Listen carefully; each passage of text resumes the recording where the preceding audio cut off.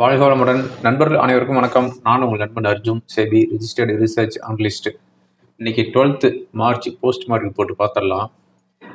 அதாவது last week வந்து low 23,700 அந்த லெவலையும் பிரேக் பண்ணி இன்னைக்கு 23,550 அரௌண்ட் வந்துட்டு கொஞ்சம் மேலே வந்து க்ளோஸ் ஆகிடுது. அதாவது கொஞ்சம் கூட ஸ்ட்ரென்த்தே இல்லை நம்ம மார்க்கெட்டில். அதாவது ஈரான் வார் நடந்துட்டு இருக்குது இல்லை, அதனால நம்ம மார்க்கெட் எப்படி ஸ்ட்ரென்த்தாக இருக்கும் அப்படின்னு நீங்கள் கேட்கலாம். இந்த வாரு எந்த ஒரு பிரச்சனையும் இல்லாத போது மட்டும் நம்ம மார்க்கெட் அப்படியே ரொம்ப ஸ்ட்ராங்காகவே இருந்துச்சு. அப்பவும் ஏனோ தானம் தான் இருந்துச்சு. இப்போ வந்து ஏதோ நியூஸ் வருது அப்படின்ட்டு நல்லாவே இறங்கிடுச்சுன்னு வச்சுக்கோங்களேன். நல்லா பாருங்க, இன்னைக்கு வார் ஸ்டார்ட் பண்ணி இன்னையோட 12 நாள் முடிஞ்சிருக்குது. நாளைக்கு வந்து 13ஆம் தேதி, 13வது நாள் என்றாவது இந்த வார். இந்த வார் ஸ்டார்ட் ஆனதுக்கு அப்புறம், அதாவது ப்ரீவியஸ் வீக் சாட்டர்டே அன்னைக்கு வார் ஸ்டார்ட் ஆச்சு. இன்னைக்கு இந்த வார் ஸ்டார்ட் ஆனதுக்கு அப்புறம் சம் ஸ்டாக் மார்க்கெட்லாம் என்ன ஆயிருக்குது அப்படின்னு பார்த்தோம் அப்படின்னா, இஸ்ரேல் வந்து ஈரான் அட்டாக் பண்ணிட்டு இருக்கிறாங்க. ஆனால் இஸ்ரேலோடைய ஸ்டாக் மார்க்கெட் 6% இன்க்ரீஸ் ஆயிருக்குது. ஓகேங்களா? அதுக்கு அடுத்ததாக வந்து ஈரான் ஸ்டாக் மார்க்கெட் 4% டவுனில் க்ளோஸ் ஆயிருக்குது. யூஎஸ்ஏ வந்து, அதாவது அமெரிக்காவுடைய டோ ஜோன்ஸ் 2.5% டவுன் ஆயிருக்குது இந்த 12 நாளாக. சைனாவுடைய மார்க்கெட்டு 1% தான் இறங்கியிருக்குது. ரஷ்யாவுடைய மார்க்கெட்டு 2% இறங்கியிருக்குது. துபாயோடைய ஸ்டாக் மார்க்கெட் 3% இறங்கியிருக்குது. இது எல்லாமே வந்து, அதாவது சைனா ரஷ்யா இந்த 2 ஸ்டாக் மார்க்கெட்டை தவிர, 2 நாட்டை தவிர மற்றது எல்லாமே வந்து அங்கே மிசைலும் வந்துருக்குது. இவங்களும் வந்து அதுக்கு வந்து ரிப்ளையும், அதாவது பதிலடியும் கொடுத்துட்டு இருக்கிறாங்க. ஸோ இந்த டைரக்டா இந்த வார்னால பாதிக்கப்பட்ட இஸ்ரேல், ஈரான், யூஎஸ்ஏ, யுஏஇ இந்த 4 நாட்டுடைய ஸ்டாக் மார்க்கெட்டு ஒரு பெரிய அளவுக்கு சேஞ்ச் ஆக கிடையாது. ஆனால் நம்ம ஸ்டாக் மார்க்கெட்டு ஆல்மோஸ்ட் 7% டவுன் ஆயிருக்குது. எக்ஸாக்டாக சொல்லணும் அப்படின்னா 6.3% டவுன் ஆயிருக்குது இந்த வார் ஸ்டார்ட் ஆனதுக்கு அப்புறம். ஸோ நம்ம மார்க்கெட் எவ்வளோ வீக்காக இருக்குதுன்னு பாருங்க. அதாவது நம்ம மார்க்கெட்டில் இந்த வார்னால தான் இவ்வளோ பெரிய ஃபாலோ அப்படின்னு பார்த்தோம் அப்படின்னா கிடையாது. ஃபஸ்ட்டு எஸ்டிடி, இந்த எஸ்டிடி வந்து இன்க்ரீஸ் பண்ணாங்க. அதுக்கு அடுத்ததாக வந்து எஃப்ஐஸ் கண்டினியூவாக வந்து செல் பண்ணிகிட்டே இருக்கிறாங்க. ஸோ இதுக்கு வந்து எந்த ஒரு சொல்யூஷனும் இல்லை. ருப்பியும் வந்து ஆல் டைம் லோவில் டெய்லி போயிட்டு இருக்குது. இன்னைக்கு கூட ஆல் டைம் லோ 92.30 அரௌண்ட் வந்துருக்குது. ஸோ நம்ம ருப்பி, அதாவது 100 ரூபாங்கிறது இன்னும் ஒரு மாதம் 2 மாதம் டச் ஆகிட மாட்டிருக்குது. அந்த அளவுக்கு வீக் ஆகிட்டு இருக்குது நம்ம இந்தியன் ருப்பி வீக் ஆகிட்டு இருக்குது. எஃப்ஐஸ் வந்து கண்டினியூவாக செல் பண்ணிட்டு இருக்கிறாங்க. ஸோ மார்க்கெட்டை கொஞ்சம் லிஃப்ட் பண்ணலாம் அப்படின்ட்டு கவர்மெண்ட்டும் திங்க் பண்ண கிடையாது. அடிஷனலாக வந்து, அதாவது எரியிற நெருப்பில் எண்ணெய் ஊற்றின கணக்காக இவங்க வந்து எஸ்டிடி இன்க்ரீஸ் பண்ணிட்டாங்க. ஸோ நம்ம ஸ்டாக் மார்க்கெட் இந்த வாரனால தான் இறங்குது அப்படிங்கிறது நான் வந்து பிலீவ் பண்ண கிடையாது. ஓரளவுக்கு இந்த வாரனால இறங்குது அப்படின்னா ஒரு 2% to 3% எக்ஸ்பெக்ட் பண்ணலாம். பட் 6.5% இறங்கிருக்குது இந்த 12 நாளில் அப்படின்னு பார்த்தோம் அப்படின்னா, ஏதாவது ஒரு நியூஸ் வேணும்ல எஃப்ஐ செல் பண்ணுறதுக்கு. அதனால அவங்க இந்த நியூஸ் வந்துருச்சு, வார் வந்துருச்சு, அதனால ஹியூஜாக செல் பண்ணுறோம் அப்படின்னு செல் பண்ணிட்டு இருக்கிறாங்கன்னு வச்சுக்கோங்க. அது மட்டும் இல்லாமல் 2 பேர் இருக்கிற வரையும் நம்ம ஸ்டாக் மார்க்கெட்டு உருப்படாது. அந்த 2 பேர் யார் அப்படின்னு உங்களுக்கு தெரிஞ்சா கமெண்ட் பாக்ஸில் போடுங்க. 2 பேர், ஓகேங்களா? அந்த 2 பேர் இருக்கிற வரையும் நம்ம ஸ்டாக் மார்க்கெட்டு உருப்படாது. அந்த 2 பேர் யார் அப்படின்னு கமெண்ட் பாக்ஸில் போடுங்க. இன்றைக்கி என்னுடைய ட்விட்டரில் கூட அது வந்து ஒருத்தர் போஸ்ட் பண்ணியிருந்தாரு. அது வந்து நான் வந்து ரீட்வீட் பண்ணியிருந்தேன். அந்த 2 பேர் யார் அப்படின்னு உங்களுக்கு தெரிஞ்ச கமெண்ட் பாக்ஸில் போடுங்க. பார்க்கலாம் நீங்கள் யாரை சொல்கிறீங்க அப்படிங்கிறத பார்க்கலாம். ஓகே, இப்போ குளோபல் நியூஸுக்கு வரலாம். இந்த வாரோடைய சிச்சுவேஷன் இப்போ வந்து என்ன இருக்குது அப்படின்னு பார்த்தோம் அப்படின்னா, அதாவது ஆளுக்கு ஒவ்வொன்றும் சொல்கிறாங்க. எதுவுமே நம்புற மாதிரி இல்லை. ட்ரம்ப் வந்து என்ன சொல்கிறாரு, இந்த வார் வந்து சீக்கிரம் முடிஞ்சிடும் அப்படின்ட்டு அவர் சொல்லி இப்போ ஒரு வாரம் ஆயிடுச்சு. ஓகேங்களா? ட்ரம்ப்பு இந்த வார் சீக்கிரம் முடிஞ்சிடும், யாரும் எதுவும் கவலைப்பட தேவையில்ல அப்படின்னு சொல்கிறாரு. ஈரான் என்ன சொல்கிறாங்க, இந்த வார் வந்து முடியாது, இல்லைன்னா எங்களுடைய டிமாண்டு என்ன அப்படின்ட்டு கேட்டு அதுக்கு வந்து அவங்க அக்செப்ட் பண்ணுற வரையும் இந்த வார் வந்து முடியாது அப்படின்னு ஈரான் சொல்கிறாங்க. அதுக்கடுத்து வந்து ட்ரம்ப் என்ன சொல்கிறாரு, ஐஇஏ, அதாவது இன்டர்நேஷ்னல் எனர்ஜி ஏஜென்சி, அவங்ககிட்டையும் அமெரிக்கா கிட்டையும் $572 மில்லியன் பேரல்ஸ் ஆயில் நாங்கள் வந்து ஸ்டாக் வச்சுருக்கிறோம், இந்த ஸ்டாக் எல்லாம் நாங்கள் வந்து ரிலீஸ் பண்ணுறோம். க்ரூடு வந்து டவுன் ஆகும், க்ரூட்லாம் $100 போகாது, $60 வரும் அப்படின்னு ட்ரம்ப் சொல்கிறாரு. ஆனால் ஈரான் வந்து அதுக்கு என்ன ரிப்ளை கொடுக்குறாங்க, க்ரூடு $200 பெர் பேரலுக்கு போகும் அப்படின்னு எஸ்டர்டே ஒரு மெசேஜ் கொடுத்துருக்குறாங்க. ஓகேங்களா?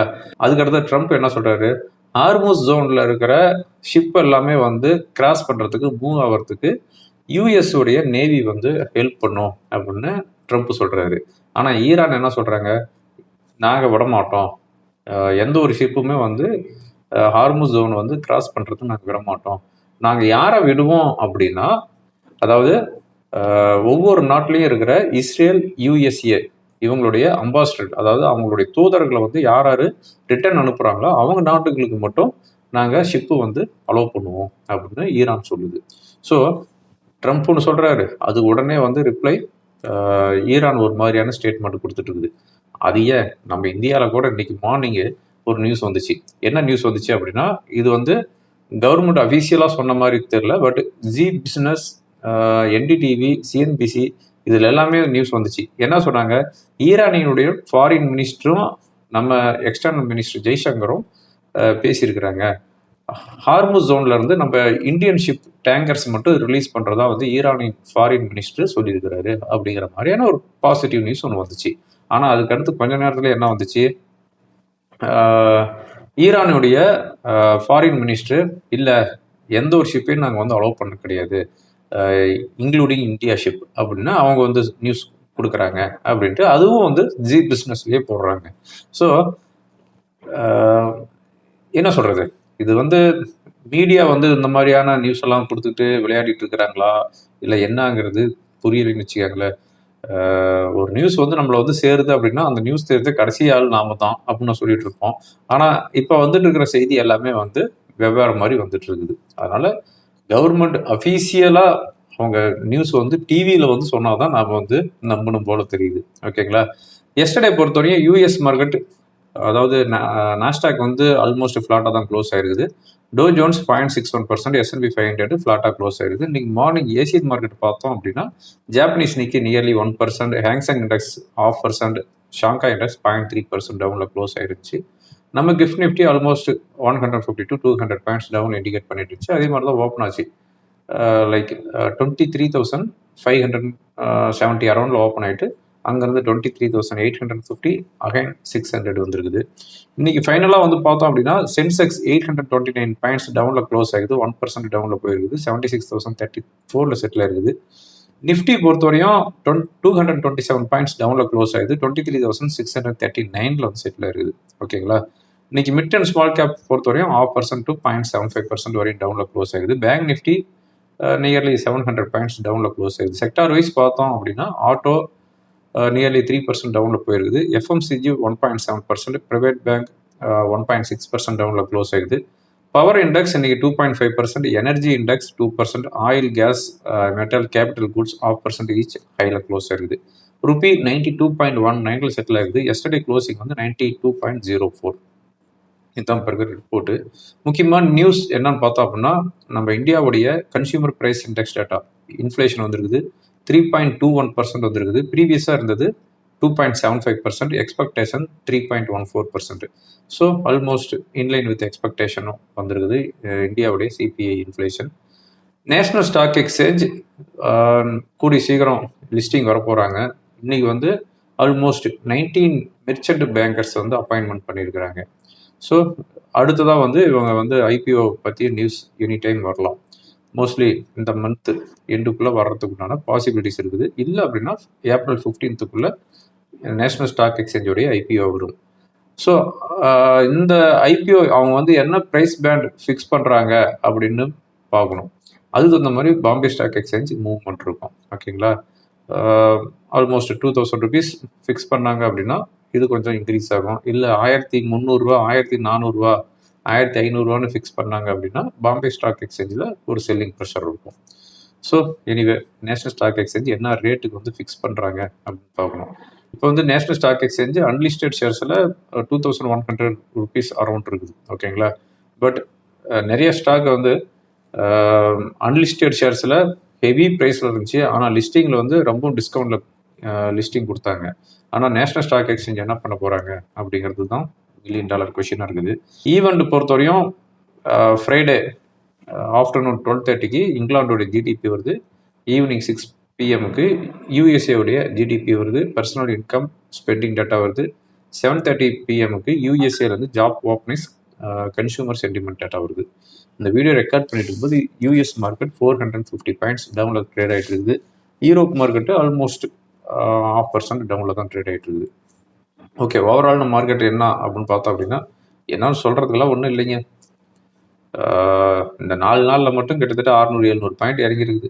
ஏதாவது ஒரு பவுன்ஸ் வருமா? நிஃப்டி அட்லீஸ்ட் ஒரு 24,200 300 போகுமா அப்படின்னு பார்த்தோம் அப்படின்னா அந்த பவுன்ஸே வரமாட்டேங்குது. பவுன்ஸே வராமல் இறங்கிட்டு இருக்குது. இன்னும் நாளைக்கு வந்து 10th 13ஆம் தேதி வெள்ளிக்கிழமை வேறு. சென்டிமெண்ட் நான் சொல்கிறேன்னு வச்சுக்காங்களேன். பட் வெள்ளிக்கிழமான இறங்கணும் அப்படிங்கிறது சொல்ல கிடையாது. Most of the Friday market வந்து இறங்கிட்டு தான் இருக்குது. நாளைக்கு எந்த மாதிரி இருக்கும் அப்படிங்கிறது நாளைக்கு மார்க்கெட் முடிஞ்சால் தான் நமக்கும் தெரியும். ஓகே, எனிவே மார்க்கெட்டில் ஒன்றும் இல்லை. வேல்யூவான ஸ்டாக்கில் இன்வெஸ்ட்மெண்ட் பண்ண ஸ்டார்ட் பண்ணிக்காங்க. அதாவது அன்றைக்கி நான் 2 ஸ்டாக் சொல்லியிருந்தேன். Apollo hospital, Bombay stock exchange சொல்லியிருந்தேன். இன்றைக்கி வந்து 2 ஸ்டாக் சொல்கிறேன். லார்சன் அண்ட் டூப்ரோ LNT அது வந்து கிட்டத்தட்ட ஹைலேருந்து நல்லாவே இறங்கிருக்குது. நியர்லி 10% டவுன் ஆகிருக்குது. அதாவது இவங்களுடைய மோஸ்ட் ஆஃப் த பிஸ்னஸ் வந்து மிடில் ஈஸ்ட் கண்ட்ரி தான். அப்படிங்கும்போது அதனால் ரெவென்யூ குறையும் அப்படிங்கிறனால LNT வந்து குறைஞ்சிருக்குது. ஸோ இப்போ இருந்து கொஞ்சம் கொஞ்சமாக நீங்கள் வந்து அக்யூமுலேட் பண்ண ஸ்டார்ட் பண்ணலாம். அதுக்கு அடுத்து இன்னொரு ஸ்டாக் என்ன அப்படின்னா பஜாஜ் ஃபைனான்ஸ். இந்த பஜாஜ் ஃபைனான்ஸ் இன்றைக்கி வந்து 870-880 rupees அரௌண்ட் இருக்குது. ஸோ இதையும் வந்து டாமினேட் பண்ண ஸ்டார்ட் பண்ணலாம். கொஞ்சம் கொஞ்சமாக பர்ச்சேஸ் பண்ணுங்கள். இருக்கிற அமௌண்ட்டுக்கு எல்லாமே வந்து ஓகே சார் சொல்லிட்டாரு போய் வாங்கடா, அது ஒரு 100 இது ஒரு 100 வாங்க அப்படின்ட்டு போய் பண்ணிடாதீங்க. ஒரு 5 ஷேர் 10 ஷேர் வாங்குங்க. ஓகேங்களா? அதாவது உங்கள்கிட்ட எவ்வளோ கேபிட்டல் இருக்குது அதில் வந்து ஒரு 15% to 20% மட்டும் இன்வெஸ்ட்மெண்ட் பண்ணுங்கள். ஓகேங்களா? ஓகே, இப்போ டெக்னிக்கலாக என்ன இண்டிகேட் பண்ணுதுங்கிறதையும் பார்த்துடலாம். நம்ம பார்த்துட்டு இருக்கிறது நிஃப்டியோடைய 1 hour கேண்டில் பார்த்துட்டு இருக்கிறோம். இந்த March 2 அன்னைக்கு நிஃப்டி ட்ரேட் ஆகிட்டு இருந்தது 25,000. ஓகேங்களா?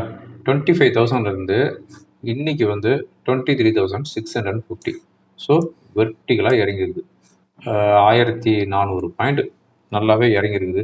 இப்போ இந்த 1,400 பாயிண்ட்லேருந்து ஏதாவது ஒரு பவுன்ஸ் ஆச்சு அப்படின்னா ஒரு 700 பாயிண்ட்ஸ் பவுன்ஸ் ஆகுது அப்படிங்கும்போது 24,200 to 300 வரலாம்.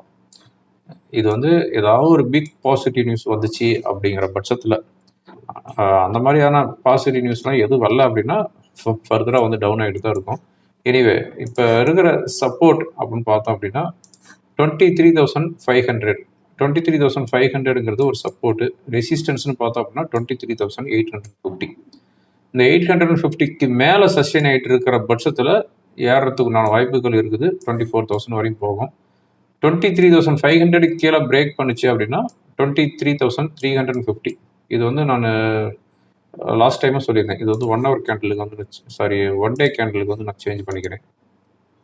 இந்த டே கேண்டலுக்கு சேஞ்ச் பண்ணோம் அப்படின்னா அது வந்து உங்களுக்கு கிளியராக தெரியும் எங்கே சப்போர்ட் இருக்குது அப்படின்னு பார்த்தோம் அப்படின்னா 23,200 to 300. இதுதான் வந்து இப்போ இருக்கிற ஒரு ஸ்ட்ராங் சப்போர்ட் ஜோன். ஓகேங்களா? இது வந்து எப்போ வந்த லோ அப்படின்னா லாஸ்ட் இயர் April 15th வந்த லோ. ஓகேங்களா? பேங்க் நிஃப்டி பொறுத்தவரையும் அதாவது வெர்டிகலாக டவுன் ஆகிருக்குது பாருங்கள். 62,000 இருந்து 55,000 வந்துருக்குது. 7,000 பாயிண்ட்ஸ் நல்லாவே டவுன் ஆகிருக்குது. 7,000 பாயிண்ட்ஸ் அப்படிங்கும்போது இப்போ இருக்கிற சப்போர்ட் அப்படின்னு பார்த்தோம் அப்படின்னா 54,200 to 300. இது வந்து சப்போர்ட்டாக இருக்கும். இப்போ இருக்கிற ரெசிஸ்டன்ஸ்னு பார்த்தோம் அப்படின்னா ரொம்பவும் அப்நார்மலாக இருக்குதுங்க. ரெசிஸ்டன்ஸ்லாம் பார்க்க தேவையில்ல, சப்போர்ட் மட்டும் பார்த்துக்காங்க. 54,300 to 400 சப்போர்ட்டாக இருக்கும். ஓகே ஃப்ரெண்ட்ஸ், இந்த வீடியோ உங்களுக்கு ரொம்ப யூஸ்ஃபுல்லாக இருக்கும்னு நினைக்கிறேன். யூஸ்ஃபுல்லாக இருந்துச்சு அப்படின்னா ஃப்ரெண்டுங்களுக்கு ஃபார்வர்ட் பண்ணுங்கள். தேங்க்யூ ஃபார் வாட்சிங். வாழ்க வளமுடன்.